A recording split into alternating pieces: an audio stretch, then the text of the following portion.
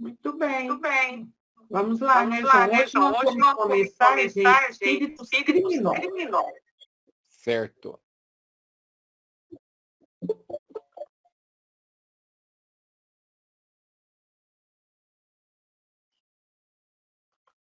Deu certo. Deixa eu ver.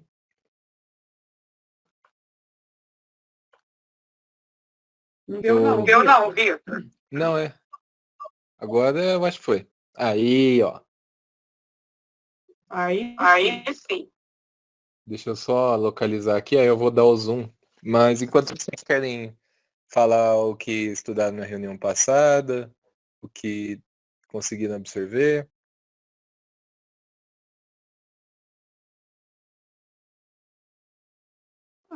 Nós terminamos os suicidas. O texto da semana passada também foi magnífico, né? Como todos, se alguém quiser falar.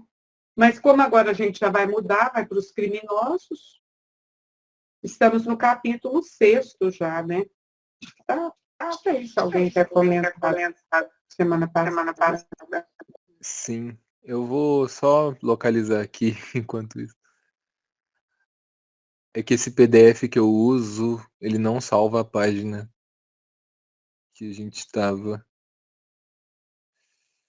aqui.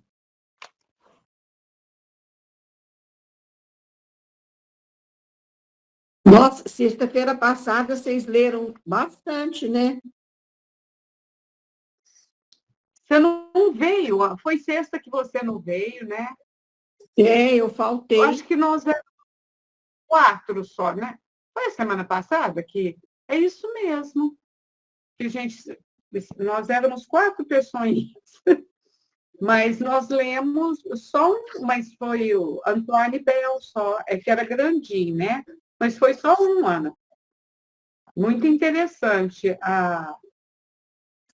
o caso desse senhor aí. Tem o senhor Feliciano, né? E depois tem o Antoine Bell. O Felician foi na reunião anterior da semana passada, se não me engano. Semana passada a gente só... Ana, foi 2 vezes que nós estudamos. Não foi numa reunião só, não. Senão não ia dar conta mesmo, não. Eu faltei só semana passada. Aí vocês leram o Antoine Bell. Isso. Agora é o senhor Verger, isso. Então vamos lá. É o senhor, agora é o Verger. Verger. Certo.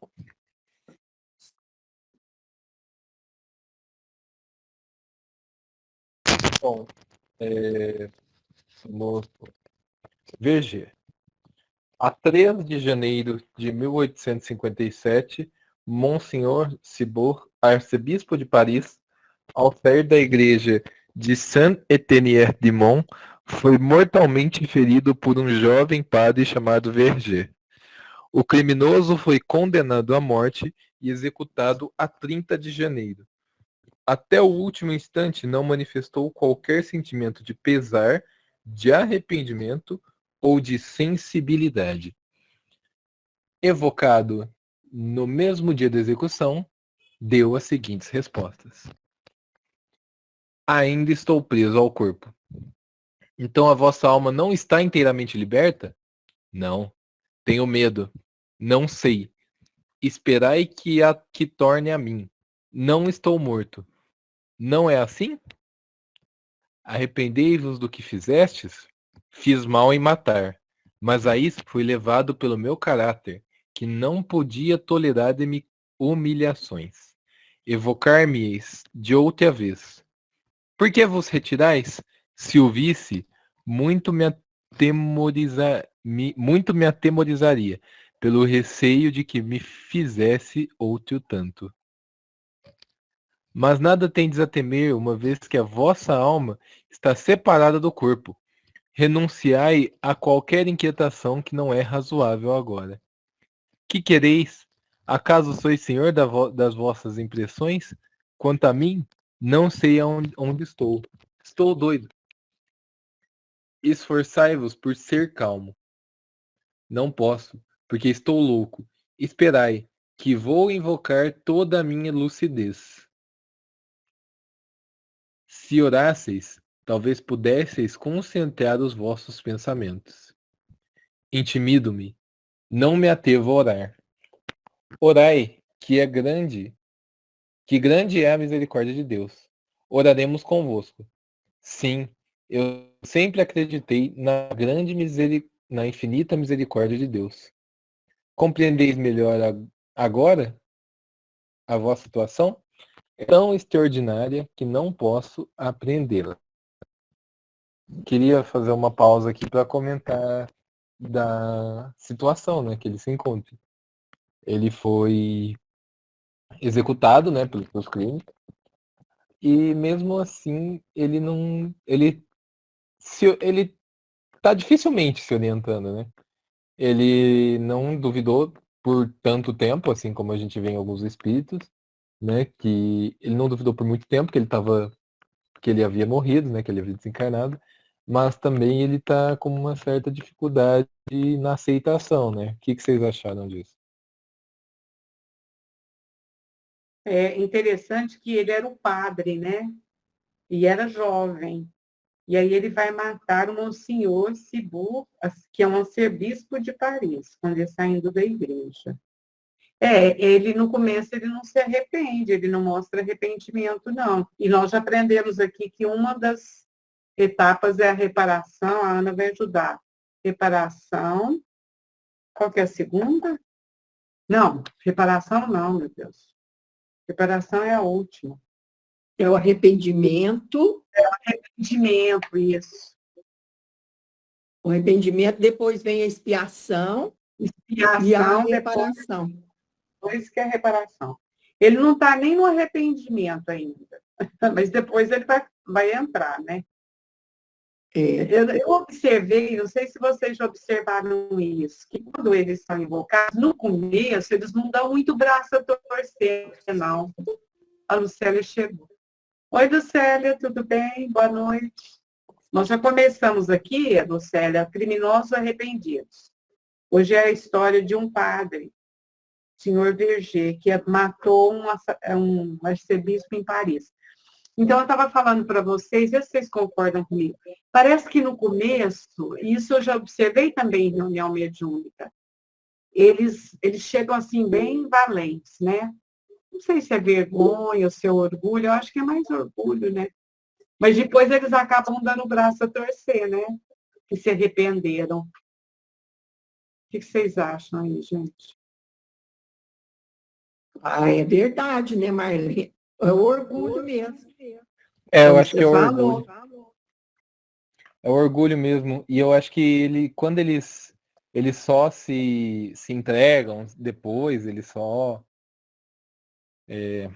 se rendem, né, à misericórdia divina devido a eles realmente não conseguirem mascarar, né? Eles têm essa incapacidade de mascarar os sentimentos, de negar o próprio raciocínio, né?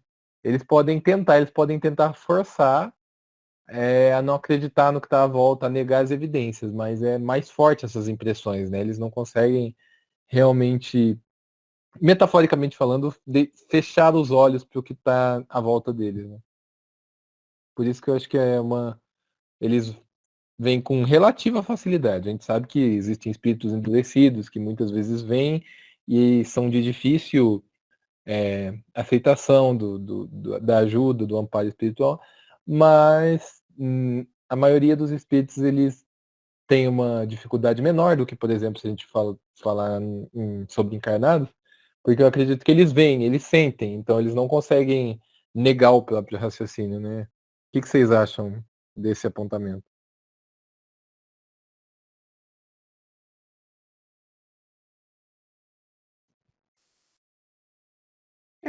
Eu acho que é isso mesmo que você falou. E você vê que quando pergunta assim, você está arrependido, né, do que fizeste? Aí ele não fala, eu estou arrependido, ele fala, fiz mal em matar. Quer dizer, foi um reconhecimento. Mas isso foi levado pelo meu caráter, que eu não tolerava humilhações. Quer dizer, o orgulho, né? É interessante isso. Porque, infelizmente, a humanidade é assim, né? Nós também temos a nossa cota de orgulho em muitas situações. E aí não fala o que é que o arcebispo fez, mas o arcebispo está acima do padre, não é? Se alguém entender isso bem. Eu acho que o arcebispo está acima do padre na hierarquia da igreja. Tá. E alguma coisa que o arcebispo falou, né, Ana, que ele não gostou, e ele já matou a pessoa lá. Mas eu acredito que agora, com o desenvolver da leitura, porque aqui na 8ª está: orai, grande é a misericórdia de Deus, oraremos convosco. Aí ele responde: sim, a misericórdia de Deus é infinita, sempre o acreditei. Ele já está começando a ficar maleável. Eu acredito que agora vai. É isso que eu ia falar, Vera. Ele lembrou da misericórdia divina, né?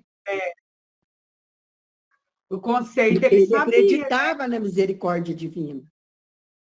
Olha lá, ele fala, vamos orar com você. Sim, a misericórdia divina é infinita, sempre acreditei nela. Ó. A sorte dele foi essa, né, Vera? Porque como padre, ele era um cristão e, teoricamente, ele sabia tudo, né? Como diz, igual nós aqui estamos sabendo. Agora a diferença é praticar, né, gente? E foi o que aconteceu com ele. E é difícil, hein, Marlene? Praticar na hora H, hein? Ei, Ana, na hora H, na hora do testemunho, não é fácil mesmo, não, né? Aí que a gente se depara mesmo, puxa vida, o que eu sei está na teoria, né? Na hora de praticar não é fácil. É para mim, é para o outro, é para todo mundo, pelo que eu vejo. Enquanto está na teoria, é uma beleza, né? De fato, é maravilhosa mesmo, né? Mas aí, daí a praticar...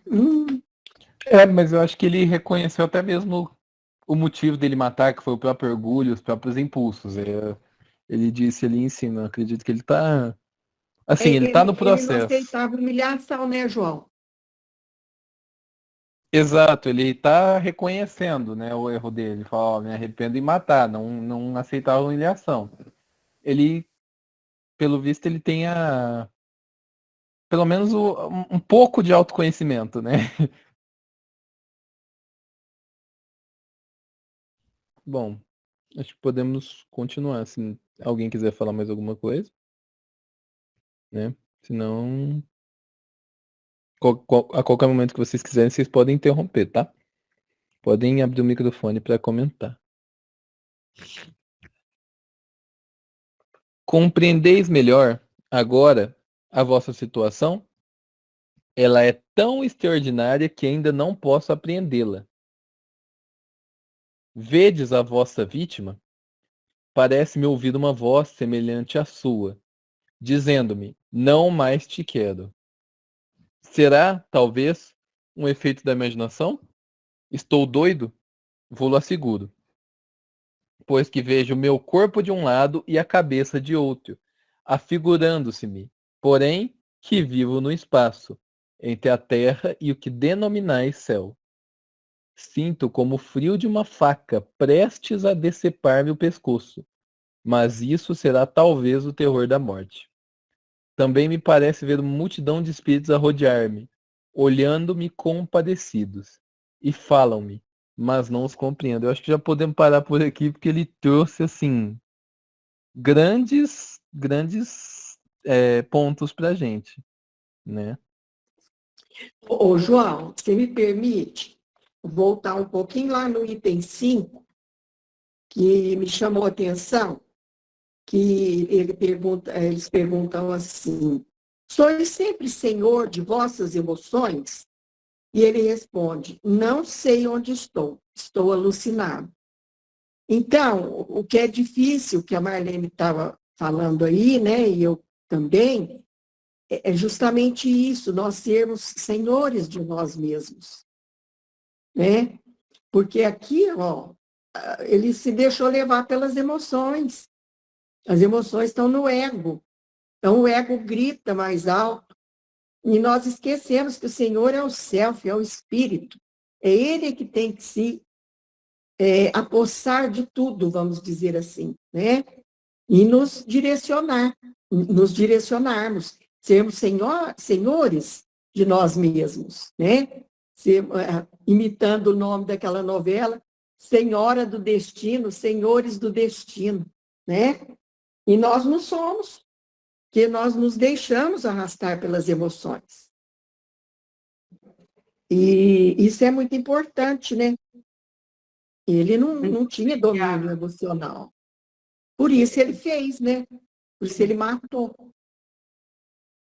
E a gente, se não tiver domínio, se a gente não tiver esse domínio, não souber trabalhar com as nossas emoções, nós saímos chutando balde por aí, né?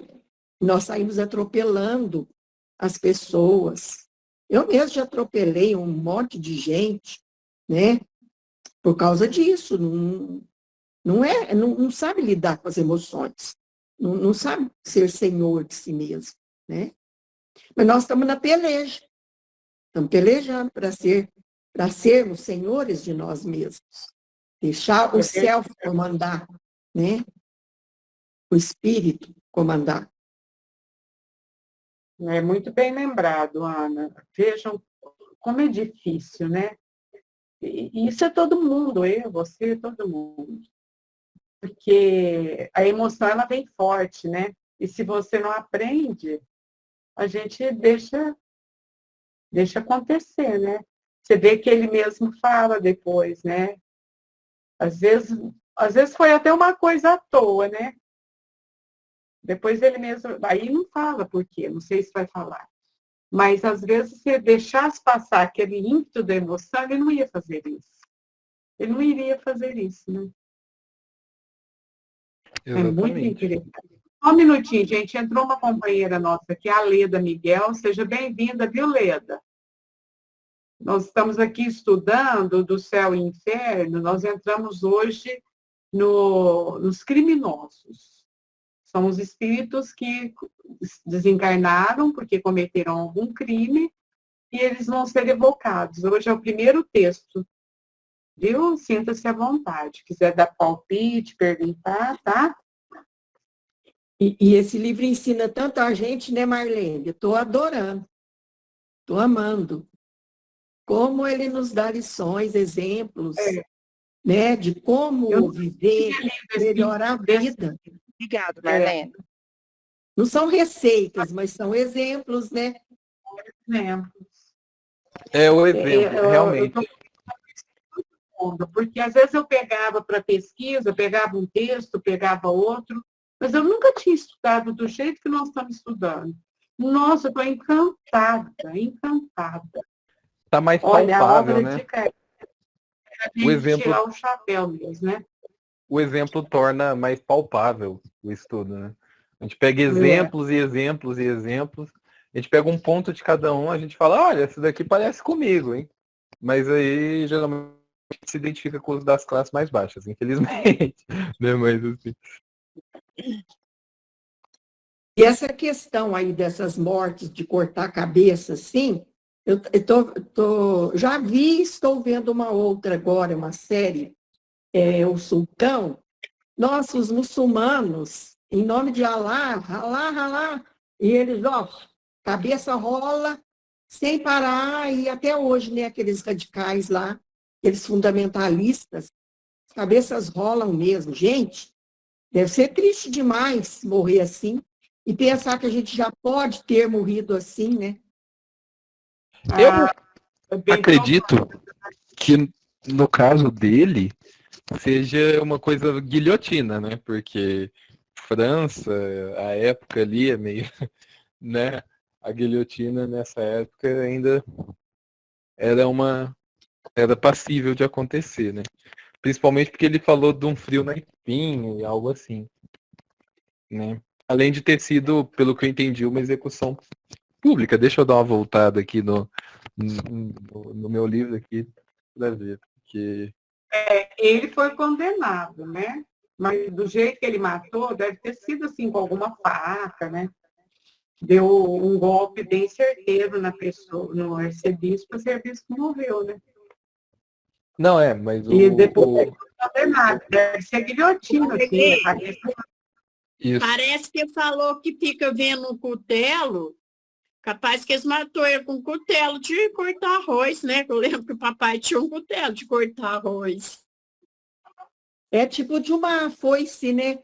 Tipo de uma foice. E eles decepavam a cabeça.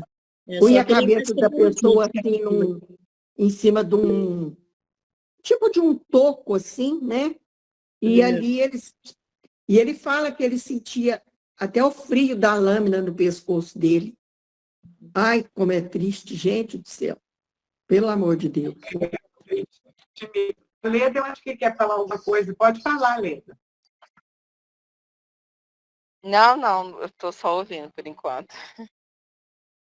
Eu sempre quis estudar eu sempre quis estudar esse céu e inferno. Aí. Eu sempre quis, mas assim, tem outras coisas, né, que igual tem filho pequeno, a gente fica na correria. E assim, online tá me ajudando, sabe? Porque eu consigo fazer, consigo estudar também, né? Porque dá certo. Porque às vezes a gente pensa, assim, às vezes, assim, no meu modo de pensar, eu pensava assim, que céu e inferno, na verdade, é assim, não sei se eu tô falando besteira, mas eu pensava assim, gente, ou a gente é o nosso próprio céu, ou nós somos o nosso próprio inferno, porque ou nós somos, você dorme com o inimigo, às vezes você é seu próprio inimigo, e às vezes você é seu próprio amigo. Depende do que você faz, do jeito que você age, do jeito que você pensa. Se você tem pensamento conectado com Deus, se você pensa positivo, você é seu céu. Onde você vai ter felicidade de ter, assim, o contato com Deus, né? Se a gente sente a presença dele maior. Agora, se você faz coisa errada e pensa errado, você é seu próprio inimigo, que é você mesmo, porque às vezes você se rebaixa, às vezes você deixa a depressão tomar conta, a vida é uma luta, você tem que ser seu amigo e se dar a mão mesmo, assim, para levantar dos altos e baixos da vida, né? Então, às vezes eu pensava assim, que o céu e o inferno era aqui também, né? Você mesmo aqui na Terra, o próprio céu e o inferno. Mas agora, entrando mais em detalhe no conteúdo do livro, eu vou saber realmente como fala, né? Como que fala isso, se é isso mesmo, se no final tem alguma conclusão nesse sentido, ou se é totalmente céu e inferno depois da morte, né? Não tem nada a ver com a vida presente. Vamos ver, a partir do estudo eu vou aprendendo. Eu estou aqui para aprender. Eu penso, Leda, né? Eu penso que é os dois. Isso ocorre enquanto nós estamos encarnados, porque tem hora que nós ficamos mesmo assim alucinados, completamente desfocados, né, da realidade. Nós perdemos o foco e passa do lado de lá, continua do mesmo jeito. De lá a gente também se depara, né, com determinadas situações que se passaram aqui e que nos deixa ainda alucinados, né? Focados, perturbados, né? Com o nosso céu e o nosso inferno interior. São estados íntimos, né? É o seu amigo, como você definiu muito bem, e o seu inimigo, né? Meu pai que falava, meu melhor amigo, que sou eu mesmo. E tem hora que nós somos os nossos maiores inimigos, dependendo das atitudes, dos comportamentos que nós tomamos diante das circunstâncias, né, da vida. Às vezes nós nos comportamos como inimigos nossos. O próprio Livro dos Espíritos fala, né, que tudo é impulsionado pela nossa vontade. A única coisa que pode retardar o nosso progresso em definitivo somos nós mesmos. Então, porque assim, já cheguei a pensar o seguinte, assim, que como assim, eu assim, entendo assim, que tudo vai da nossa elevação espiritual do seu pensamento. Então, tudo se conecta pelo seu pensamento. Então, quando você está com um pensamento bom, está com um pensamento em Deus, em ajudar o próximo, fazer o bem, pensar o bem para o seu vizinho da direita, o vizinho da esquerda, o vizinho da rua inteira, quer dizer, aí você se eleva, você consegue ser seu próprio amigo, elevando você, seu pensamento, a sua vida, você consegue ser, a sua sintonia se eleva, aí você consegue ser o seu próprio amigo. E quando a gente está passando, às vezes, por dificuldade, é aí que a gente tem que se agarrar a Deus e superar mais ainda, ter mais amigo ainda, né? E às vezes a gente, infelizmente, ser humano, a gente somos seres errantes, que a gente acaba, às vezes, deixando, assim, fazendo, como se diz, brechas, né? Que é onde a gente vacila o pensamento, aonde o seu nível, né? O seu nível de conexão, assim, com o mundo espiritual cai. Então, aí você é seu inimigo, mas para você, e é uma luta assim, que é você que tem que se ajudar. Você vai pedir ajuda, você vai pedir uma prece, vai pedir um tratamento espiritual na casa espírita, vai, para te ajudar. Mas, no fundo, você sabe que é você que tem que se corrigir, é você que tem que corrigir os seus pensamentos, para você levar os seus próprios pensamentos, para que você consiga uma sintonia melhor e as coisas fluir melhor, né? E também outra coisa, a partir do momento que a gente vai deixando essas coisas mundanas de lado, né? A gente vai deixando boate, vai deixando barzinho, isso aí, por exemplo, para mim isso aí não vale nada mais, já valeu algum dia, noitada. Então vai indo, você vê que isso é coisa boba. Então aí acontece, você consegue se conectar mais com Deus. Aí você é o seu próprio céu, que aí você consegue, além disso, ter força, para você ter força de ajudar o próximo. Por exemplo, eu tenho um coração bom, eu quero ajudar o meu próximo, mas eu tenho que estar bem para eu conseguir ajudar o meu próximo, porque eu tenho que estar bem, eu tenho que estar com sintonia com Deus, eu tenho que estar com a minha elevação elevada, pelo menos um pouquinho a mais, né? Para eu conseguir ajudar o próximo, senão a gente não consegue, né? Então, e a luta também continua do lado de lá. Esses dias eu estava pensando assim, gente, eles falam, né, que a gente pede para reencarnar, então melhor tá aqui, porque eu tive dengue, eu tive Covid, caiu uma porta no meu pé, que machuquei 2 unhas do pé. Então, eu passei por 2 meses difíceis, agora que eu tô me recuperando, eu tô com um pouquinho da sequela da Covid. Então, quer dizer, agora, você vê assim que agora que você quer ajudar o próximo, você tem que estar bem. Então, agora eu tô procurando me restaurar para poder ajudar o próximo. Não adianta você só querer e não agir. Você tem que estudar também, você tem que pôr a mão na obra. E chegando do lado de lá, depois que a gente desencarna, a vida continua. Então, se, igual eu falo assim, desencarna lá, você vai mais ou menos assim, com o mesmo pensamento, com o mesmo processo, que às vezes o próprio pensamento é o seu umbral. Você tem que o dia que você for embora, você tem que sempre estar bem, porque você não sabe quando você vai. Então, o dia que você for, você já está com a cabeça boa, né? Eu penso assim. Agora, vamos ver no estudo certinho se vai ser mais ou Vamos menos lá, vamos isso. orientar mais, Edinho. Vai lá, João.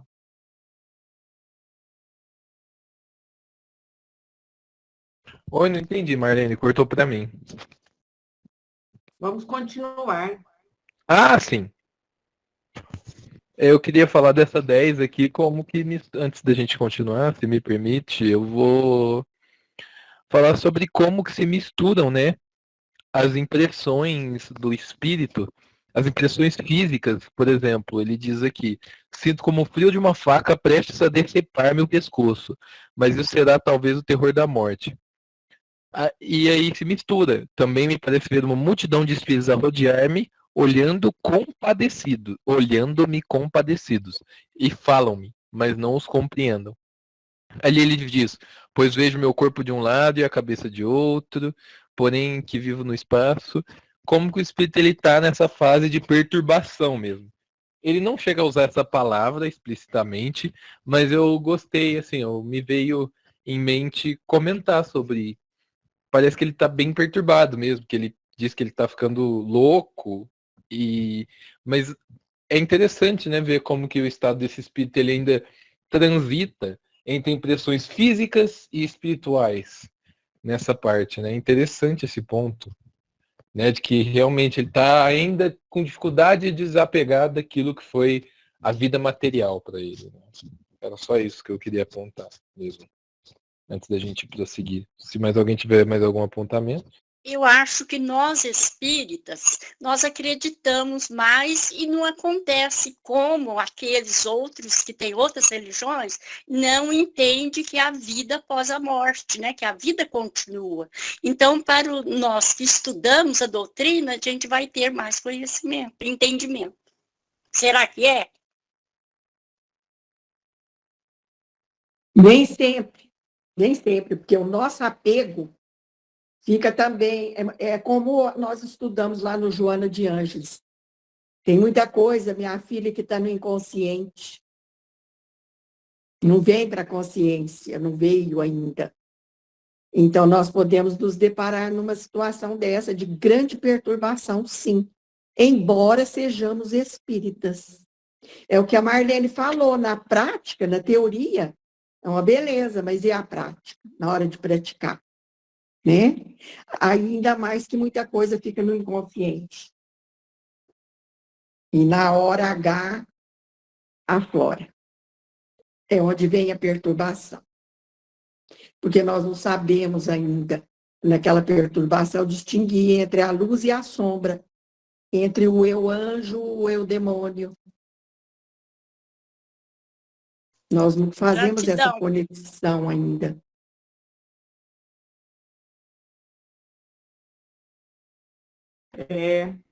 Tem relatos de muitos espíritas, dona Anaí, que ao desencarnarem falam isso aí que a Ana está falando. Tomara que não aconteça isso com a gente. Mas é bem provável, né? Porque, igual a Ana falou, está lá no inconsciente, né? A hora que aflora, ai, ai, ai. Mas vamos estar preparados, né? Pelo menos na hora que a gente falar, bom, eu não achava que eu era santa, eu sabia que eu tinha as dificuldades, né? Poderia até não saber quais exatamente. Mas é o trabalho diário, né? Que a gente tem que fazer. Um pouco de cada vez. Não dá para, né, se transformar num virtuoso de uma hora para outra. Tem que fazer os pequenos exercícios do cotidiano. Bom, prosseguindo, se ninguém tiver mais nada a dizer. Entretanto, entre esses espíritos, há talvez um cuja presença vos humilha por causa do vosso crime. Dir-vos-ei que é apenas um que me apavora. O daquele a quem matei.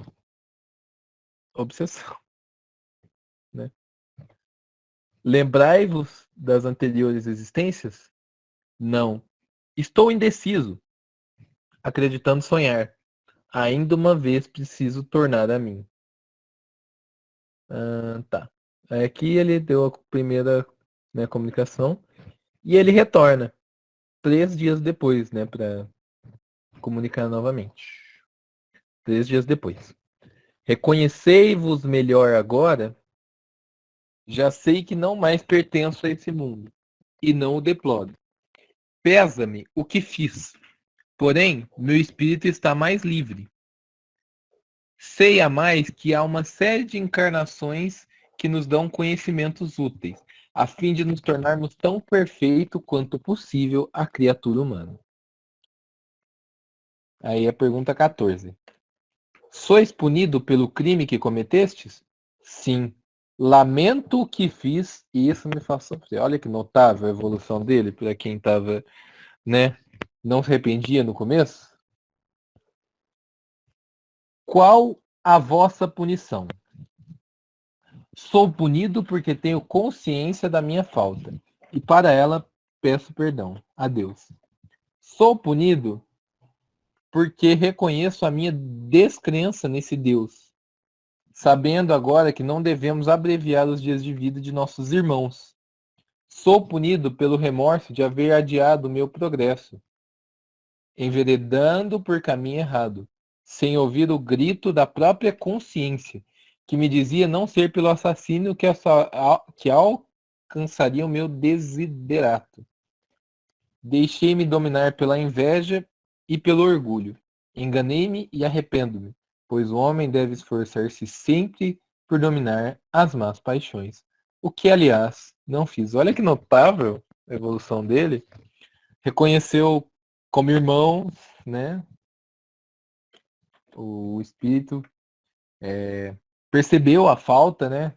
E além de perceber, teve a humildade de admitir, né? Porque muitas vezes a gente percebe, mas não admite. É uma bela de uma evolução, né? Não é bem evolução, né? Eu É a usei mal. consciência.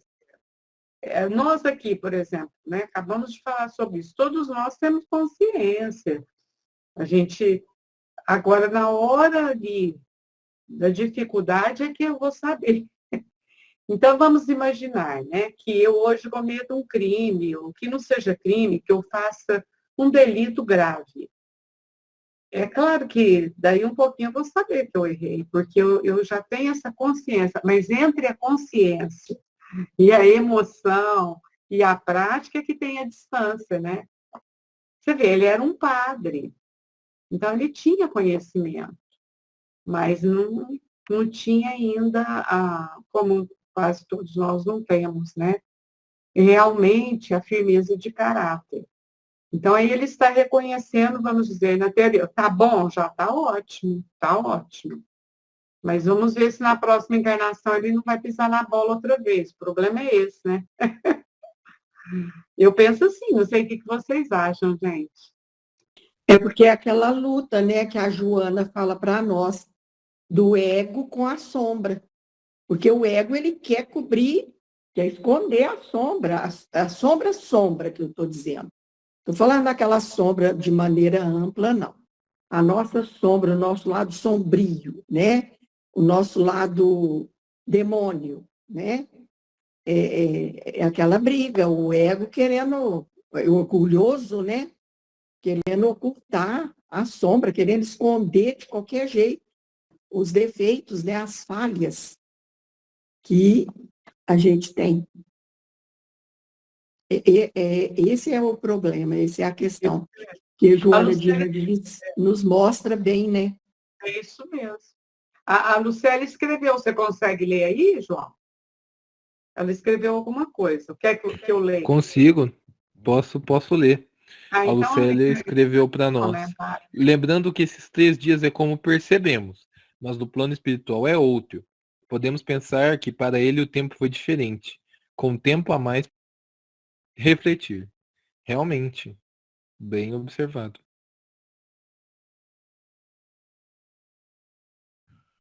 Bom, continuando. Qual a sensação de quando vos evocamos? De prazer e de temor. Por isso que não sou mal. Em que consiste tal prazer e tal temor? Prazer de conversar com os homens e poder, em parte, reparar as minhas faltas, confessando-as. E temor que não posso definir, um que dê vergonha por ter sido um assassino. Desejas reencarnar na Terra? Até o peço, e desejo achar-me constantemente exposto ao assassínio, provando-lhe o temor. Olha, Monsenhor Cibur, evocado, disse que perdoava o assassino e orava para que ele se arrependesse. Disse mais que, posto estivesse presente a sua evocação, não se lhe tinha mostrado para não lhe aumentar o sofrimento, porquanto o receio de o ver já era um sintoma de remorso. Era já um castigo. O homem que mata sabe que, ao escolher nova existência, nela se tornará assassino? Não. Ele sabe que, escolhendo uma vida de luta, tem probabilidades de matar um semelhante, ignorando, porém, se o fará, pois está quase sempre em luta consigo mesmo. Antes da gente ir para a observação final, alguém quer comentar alguma coisa?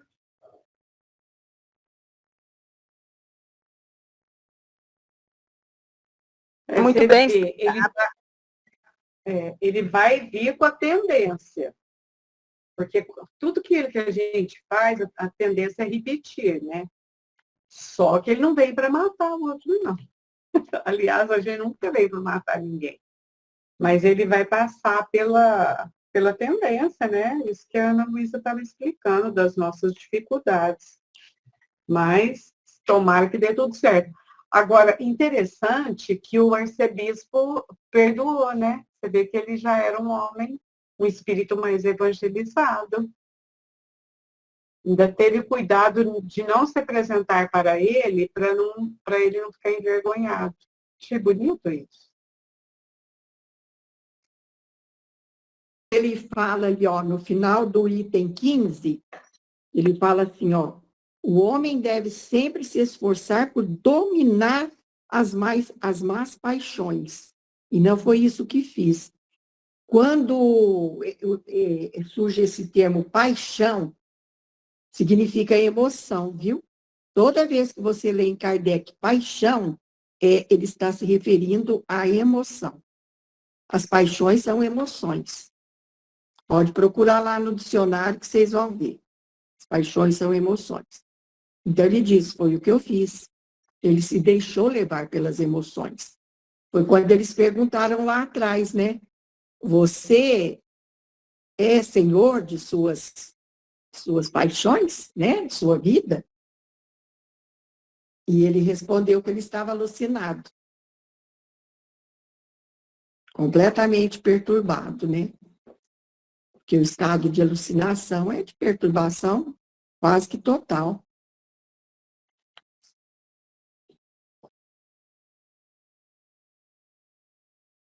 E a paixão, né, que é a emoção, ela é forte, né? Ela é bem forte.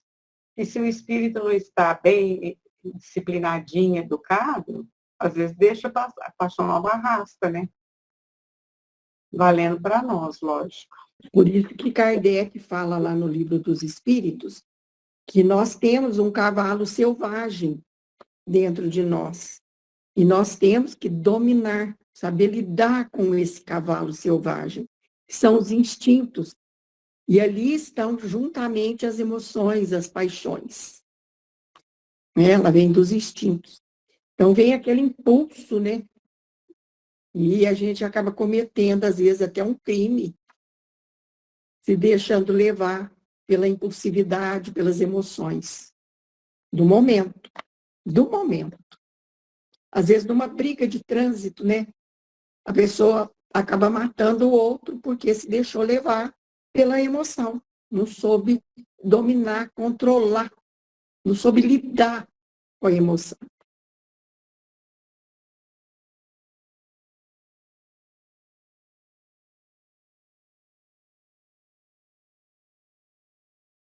É isso mesmo.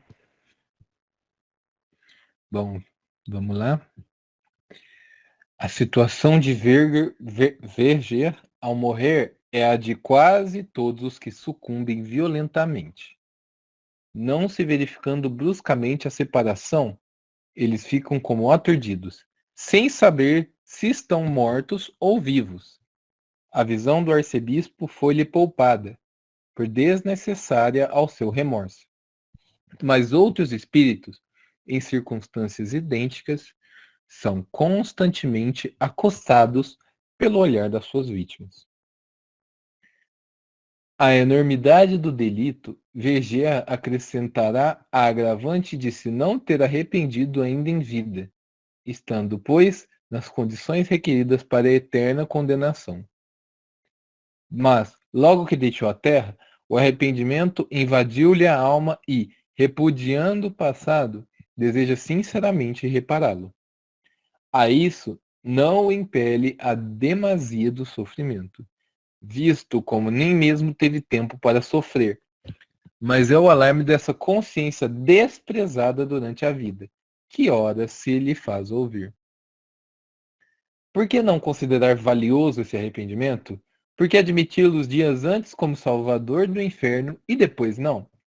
E por que, finalmente, o Deus misericordioso para o penitente em vida deixaria de o ser por questão de horas mais tarde?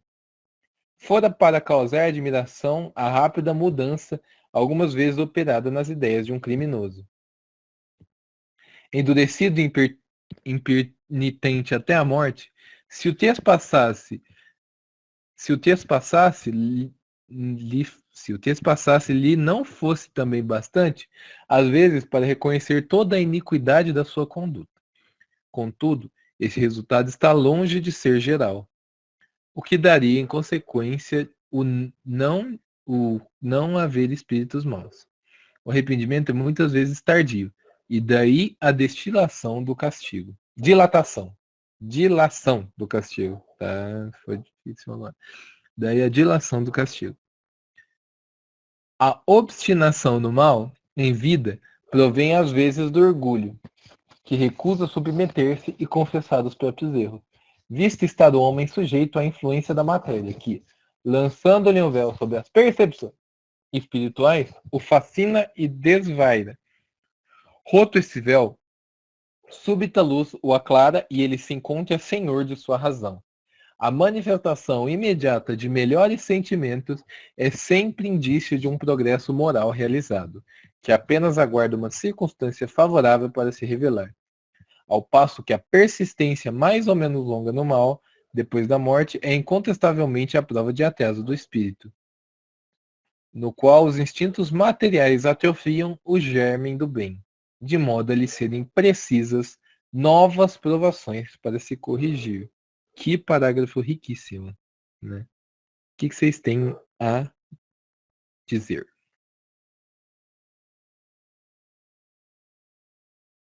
Foi o que eu falei aí sobre os instintos, né? Aí ele arremata aí, ó, no final, falando dessas reações instintivas que nós temos e que nos causam um prejuízo muito grande, porque nos impede de deixar germinar a essência divina que temos dentro de nós, que nós temos que deixar manifestar. E nós sufocamos.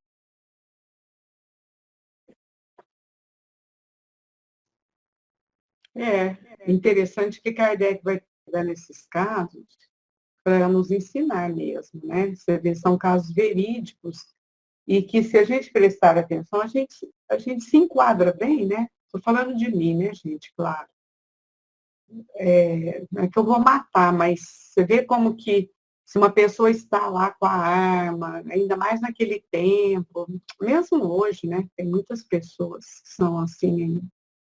Aí, O exemplo no trânsito, né, Marlene? Quantas mortes, falou. briga por causa do trânsito. Briga no trânsito, acaba matando. Você vê, um corta o outro, não sei o quê, a pessoa, na hora da raiva, sai e mata. Nossa, gente, a gente está vendo isso todo dia, quase, né? É verdade. Eu tenho uma amiga que ela fala assim, que quando às vezes alguém xinga, não sei o quê, ela no trânsito, ela fala assim, ai, tudo bem, desculpa aí. Ela leva na brincadeira. Eu falei, nossa, é mesmo, hein?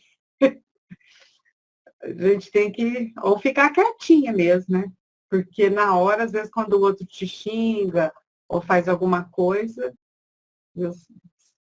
sobe aquele sangue, né? É o duelo numa nova roupagem contemporânea, né? É o prolongamento do duelo, que já foi extinto há tanto tempo, né? Isso é um duelo instantâneo, sem testemunha, assim, pré-determinada, né? Sem local pré-determinado. Por isso que o orgulho é tão perigoso, né? Ele nos leva... Por isso que o orgulho é tão perigoso, né? Ele nos leva a cometer atrocidades, assim, terríveis, né? Uma briga de trânsito, assim, você fala, o quê? É minha honra? O quê? Aí você pode cometer um ato que pode, por exemplo, atrapalhar todo o seu percurso evolutivo, né? Atacar a vida de alguém, tentar conter a vida. Por um simples paroxismo de orgulho, por um simples ápice que você tem uma cabeça quente, você comete um erro. Nesse caso do espírito aqui que a gente está estudando, o orgulho perdurou, né, por algum tempo. Ele disse que não se arrependia até certo ponto, mas ele foi se apercebendo, ele foi, provavelmente, que a gente não viu, né, mas nesses 3 dias ele teve auxílio dos espíritos superiores, foi esclarecido, foi amparado corretamente, e ele chegou à conclusão, né, de que realmente foi um erro, né? E eu acho até interessante aqui que Kardec ele faz o que ele fez muito durante a primeira parte do livro O Céu e o Inferno, né? Ele questionou, às vezes, um dogma que muitas pessoas têm, de que a pessoa só pode ser perdoada ou que ela só pode se arrepender até o momento da morte, né? Esse finalzinho aqui foi interessante para chamar a atenção para esse ponto, né? De que às vezes as pessoas consideram só que a pessoa obteve o perdão durante a vida, mas não, ela pode obter o perdão durante a morte, ela pode, né, se esclarecer. Muitas vezes a gente tem pessoas, né, em geral, tem os dogmas, até mesmo nós mesmos pensamos que se uma pessoa se arrepende em vida, é melhor do que se ela se arrepende depois, né?